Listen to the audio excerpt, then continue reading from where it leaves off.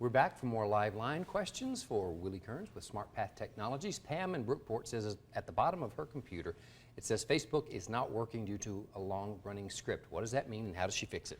Well, the first thing is really Facebook not working. I mean, is it just saying that, or is things, for instance, in your news feed not displaying? That can typically be possibly caused by the browser that you're using.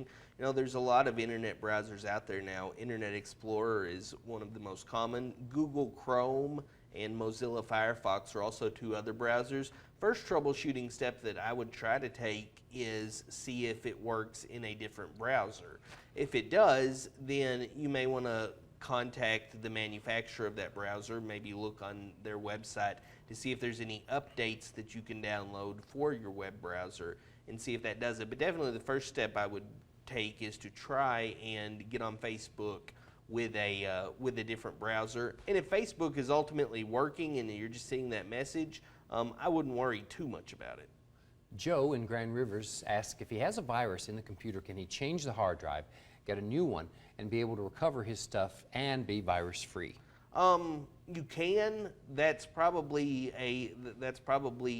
maybe a little too much to do. It may be easier, depending on the age of the computer, to actually try to clean the virus, or even possibly before you take your old hard drive out that's virus infected, copy your stuff off onto a USB drive. You know, copy your, for instance, your My Documents files and your pictures, that kind of stuff off.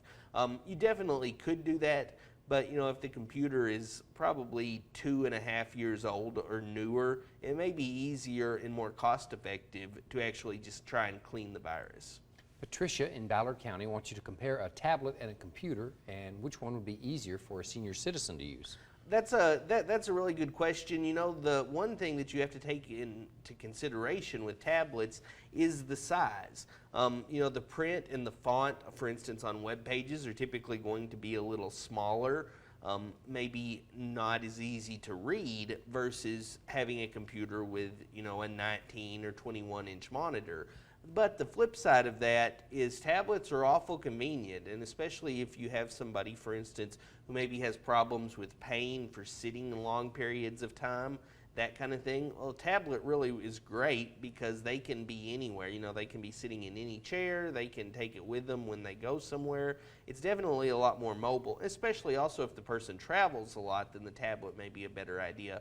But that's what I would, you know, take into consideration is the viewing of the tablet. You know, is it going to be big enough to be able to be read easily? All right, Carl says the computer he's working on, the flash player won't play on all sites, and everything is enabled on the add-ons. So what could be wrong? That's a somewhat common problem, and Flash is kind of a beast of its own. It's made by Adobe. A lot of people know Adobe from Adobe Reader, which displays PDFs. The best thing to do in that situation probably is to go into Control Panel, like we had discussed in the first segment, and uninstall Flash. Just remove Flash completely, reboot your computer, go to the Adobe website and download it, reinstall it again, and that will most of the time fix those problems. All right, and lastly we have Scott in Brookport says the internet runs really slow on his computer and on other people's computers who come over to his house. The provider says they have good internet speed, so what could be the problem? Couple of things could be the problem. It depends on the kind of internet you have. If it's satellite, for example, or if it's DSL through the phone company. One thing we see a lot with DSL connections through the phone company is that you actually have some inside wiring problems. You know, typically with cable and telephone service, you're going to have a little junction box outside your house that has weather stripping in it. That weather stripping dry rots. Those kind of things can actually cause internet speed issues. If you can, I would recommend you try to actually get the internet provider out there to come and do some tests on site. Maybe just because they see it's fast on their end, they need to see that it's slow when they are actually there at your house. All right, we're out of time. Willie Kerns with Smart Path Technologies. Thank you as always.